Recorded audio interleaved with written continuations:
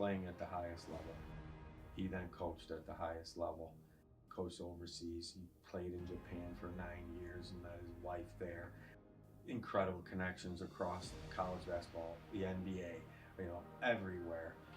The opportunities that would bring for Liverpool and Liverpool athletics is another piece to why he was such a great fit for the community, not just the basketball program.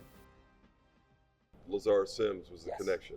He actually called me and said, Liverpool job's open. I think Ari actually wanted to talk to him first. It's like, I can't do it, but Ryan Blackwell's in town. He's doing some training, AU stuff, travel basketball for that year. And then, Lazar's called me and said, you need to call Ari Lieberman. Meet me at the press box out at the football stadium, because I really didn't want to bring that kind of attention to it just yet.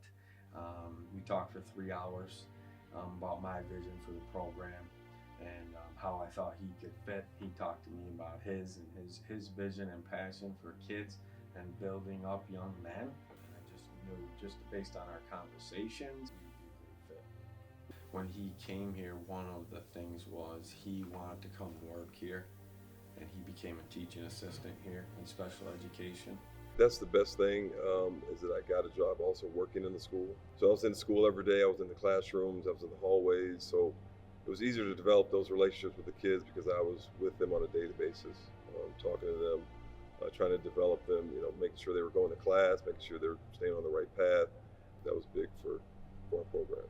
Ultimately, he became the youth development program leader here, which was a K-12 position, which he took, which he was based here with me, but he would travel to the other school buildings. So I oversaw, we have 9 elementary schools, 4 middle schools, and obviously the high schools got over 2,000 kids. So, I think I had a huge connection with a lot of the student population. But just working with those kids was one of the best parts of my day. And obviously, as the basketball coach, when you're viewed there, out in the hallway, out in the community, as a community person, not just the hoop guy, it really helps things in the basketball program. And I knew if we had that connection here, daily, that would help get us to where we wanted to go ultimately, which is winning.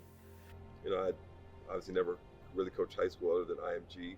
Taking over my own program was very intriguing for me. Going from coaching pros and grown men to high school kids, and it was a different landscape, but I was ready for the challenge. The special thing about that team is, some teams win, state titles, championships, but to go undefeated, they went 26-0, and that's almost Unheard of. To go in the New York State Public High School Athletic Association in the largest class. Just thinking about that team. With your best player out for 9 games with a high ankle sprain. How many times you could have lost. And other guys step up. They were easy to coach. We didn't miss a beat. They came to practice every day. They had no quit. Never talked back, always listened, worked hard. Anything I threw at them, always receptive. They were sponges. So they were just an all-around tremendous group. Literally an hour after we won that state championship, the kids all were asking, are we going to the Hall of Fame? And so I kind of joked and said, the moment's here, but they had the rule, they had to wait 5 years anyway. Minimum of 5 years out from graduation, that's one of the requirements. Obviously at the first eligible moment, we wanted to put that team in, and they had about 11 guys back off that 16, which is remarkable for this many years out of high school. It shows how much of a family they were, how the passion, the caring for each other.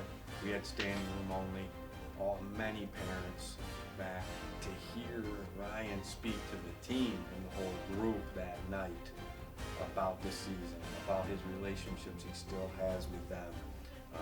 That was the most special part. The question was always posed, how long are you going to be at Liverpool? Do you want to get in the college game? And it was always yes, and everyone kind of knew that.